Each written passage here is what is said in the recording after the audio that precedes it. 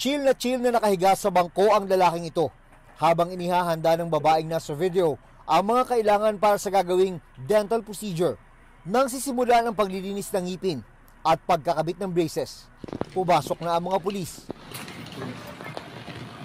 Ay, ma. Sir, hindi na mo magpalak ka. Ay, sa PNP, may. Ang nagkunwaring pasyente ay pulis din pala. For the meantime, assist na mo ang inyong mga gamit, no? To include ang inyong cellphones.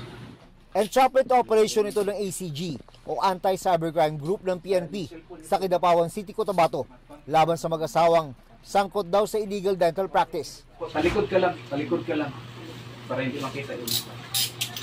Parang nagiging partners in crime ang dalawa.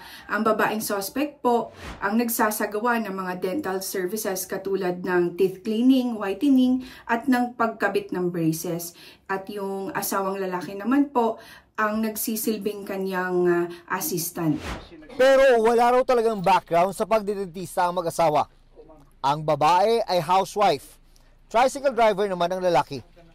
Pero nag-aalok sila ng home service sa social media sa halagang 3,500 pesos. All in na ang linis, pagpapaputi ng ngipin at pagkabit ng braces. Ayon sa investigasyon, madami na rin ang kanilang mga nabiktima or naging kliyente since more than a year na po silang nag-o-offer online ng mga illegal dental services. Sinampahan na sila ng reklamong paglabag sa Philippine Dental Act of 2007, kaugnay ng Cybercrime Prevention Act. Sinusubukan pa naming makuha ang pahayag ng mag-asawa. Ngayong taon, 28 peking dentista na ang naaaresto ng ACG.